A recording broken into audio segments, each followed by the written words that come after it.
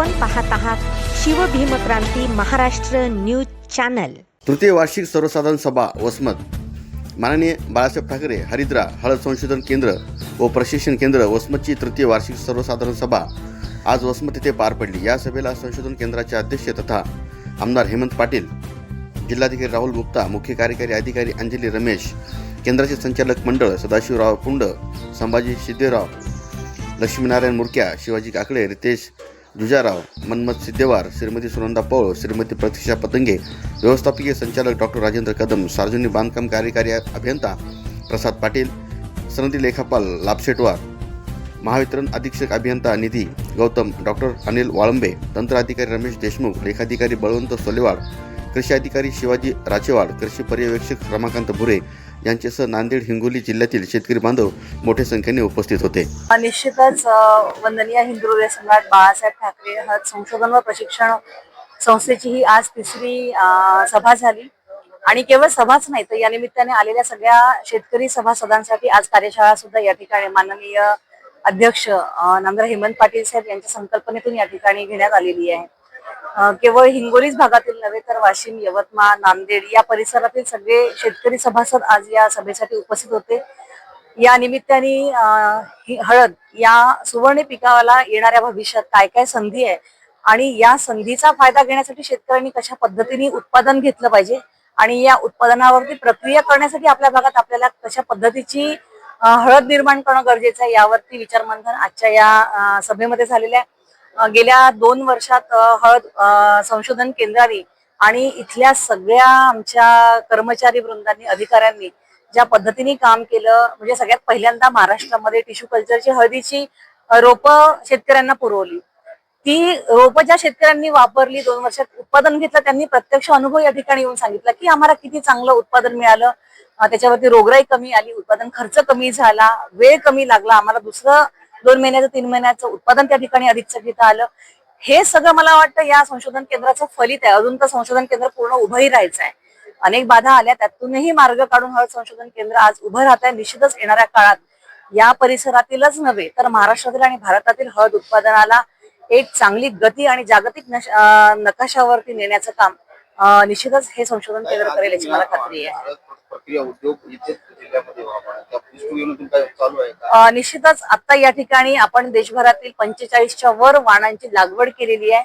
आपल्या वातावरणात सूट होईल असं कुठलं वाण असेल, ते कशा पद्धतीने त्याचे संगोपन घ्यावं लागेल याची सगळी अभ्यास या संशोधन केंद्रात चालू आहे।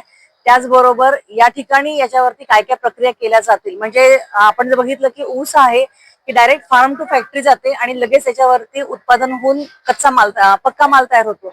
तसंच हळदीवरती आपल्याला काढून आपल्याला माहितीये की त्याच्यावरती बराच वेळ खर्च होतो। ती हळद वाळवणे, सुकवणे, शिजवणे यात मनुष्यबळ पण खर्च पडतो, वेळ पण जातो।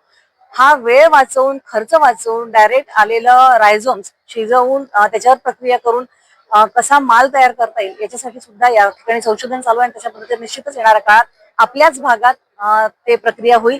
शिवाय प्रत्येक गावात छोटे छोटे प्रक्रिया उद्योग कसे आपल्याला या हळद उत्पादक गटाचे करता येईल यासाठी सुद्धा प्रयत्न निश्चितच चालू आहे। शेतकरी बांधवांना निश्चितच माझं या निमित्ताने आवाहन आहे की येणाऱ्या काळात आपण जास्तीत जास्त प्रमाणात या हळद उत्पादनाकडे वळावं। या केंद्राच्या माध्यमातून जे मार्गदर्शन होत राहतं त्या शास्त्रोक्त मार्गदर्शनाचा आपण उपयोग करून घ्यावा आणि आपल्या भागातील इतर शेतकरी उत्पादक जे कोणी असतील त्या सगळ्या बांधवांना आपण या संशोधन केंद्राशी जोडून घेऊन शास्त्रीय पद्धतीने आपण थोडंसं जे पारंपरिक पद्धतीने आपला शेतकरी खूप सज्ञान आहे, इतक्या वर्षाचा त्याचा अनुभव आहे, त्याच्या अनुभवाचा फायदा सुद्धा आपल्याला या केंद्राला करून द्यायचा आहे। कारण शेवटी फील्डवर येणाऱ्या अडचणी हा शेतकऱ्यांनाच माहिती असतात, त्याच्यामुळे त्यांच्या अडचणी आणि इथलं संशोधन या दोघांचंही सांगड घालून येणाऱ्या काळात निश्चितच शेतकऱ्यांना या सुवर्ण क्रांतीचे भागीदार आणि सुवर्ण क्रांतीचा फायदा करून देण्यासाठी मी निश्चितचपणे जोडून घेण्याचा प्रयत्न करतो। आपल्याला माहिती आहे की हळद हे जे पीक आहे मसाला पिकातलं हे म्हणजे राजा पीक आहे, परंतु आजपर्यंत दुर्लक्षित पीक होतं। केवळ सन्माननीय नामदार श्री हेमंतभाऊ पाटील यांच्या प्रयत्नातून या पिकाला राजाश्रय मिळाला आणि राज्यकर्ते शेतीतले जास्त लक्ष असं दिसत नाही, फारसं काही आहेत असं नाही असं नाही, परंतु या जिल्ह्यामध्ये जे मुख्य पीक आहे हळदीचं ते दुर्लक्षित पीक होतं आणि त्या दुर्लक्षित पिकाला एक राजाश्री मिळाला आणि मोठ्या प्रमाणावर हळदीकडे आता लक्ष केंद्रित झाले. भविष्यामध्ये हळद उत्पादक शेतकऱ्यांना या जिल्ह्यासह परिसरातील जे जिल्हे आहेत त्या सर्व शेतकऱ्यांना याचा निश्चितपणे फायदा होणार आहे.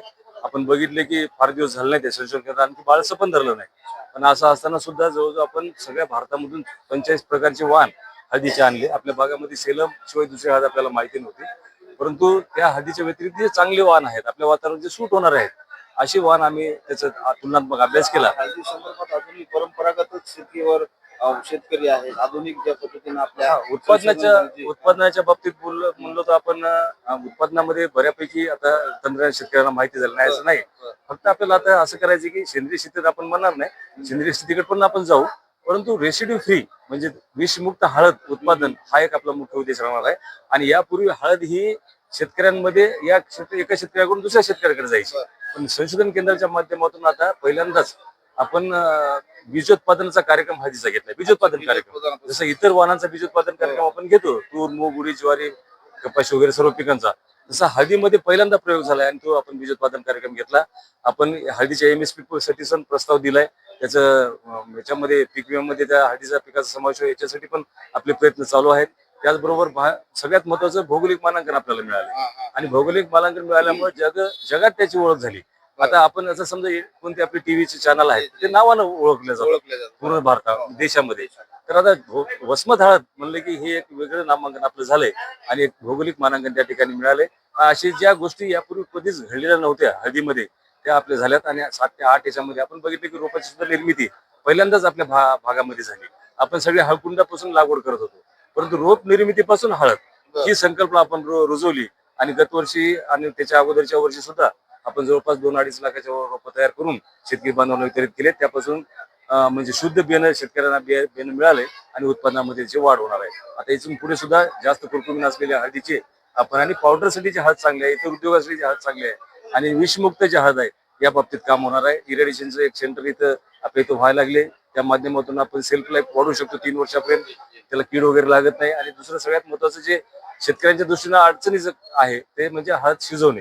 तर शिजवण्याचा हा आपला 1000 मेट्रिक टन पर्यंत सुरुवात करणार आहोत आणि भविष्यामध्ये 5000 मेट्रिक टन पर्यंत पर डे त्याचा हळदीची प्रक्रिया होणार आहे. 24 तासामध्ये ओल्या हळदीपासून वाळ्या हळदी होऊन ते आपण शेतकऱ्यांना किमान याच्यामध्ये किंवा कुठल्याच प्रकारचं त्यांना त्रास न होता ना नफा या तत्वावर ते आपण प्रक्रिया केंद्र सुरू करणार आहोत. हे एक चांगलं काम त्या ठिकाणी.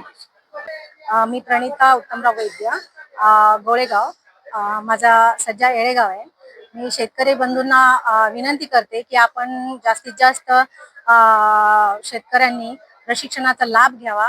तसेच नवनवीन व्हरायटी आलेली आहे, त्याच्यामधून तुम्ही उत्पन्न हे बेडच्या पद्धतीने जर केलं तर तुमच्या उत्पन्नामध्ये भरघोस वाढ होऊन तुमचा घरासाठी किंवा मुलांच्या शिक्षणासाठी त्याचा भरपूर फायदा होईल तुम्हाला.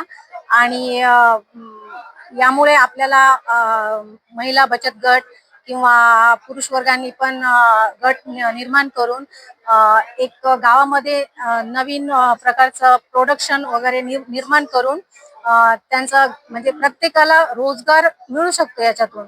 तर छोटा मोठा उद्योग तुम्ही करू शकता.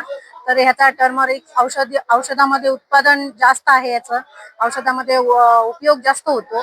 तसेच आपल्या घरगुती जे जेवण बनवतो त्या जेवणामध्ये हळदीशिवाय रुचकरपणा, जसं मिठाशिवाय रुचकरपणा येत नाही तसंच ते हळदीशिवाय रुचकरपणा येत नसतो. त्यामुळे माझं शेतकरी बांधवांना आव्हान करते की तुम्ही या प्रशिक्षणाचा पुरेपूर लाभ घ्यावा. तसेच वसमत हे औद्योगिक क्षेत्र म्हणून भारतामध्ये नंबर 1 ला आपण राहू शकतो. ह्याच्यासाठी तुम्ही पूर्ण प्रयत्न करा. आम्ही तुमचे सहकार्य निश्चित करू. धन्यवाद.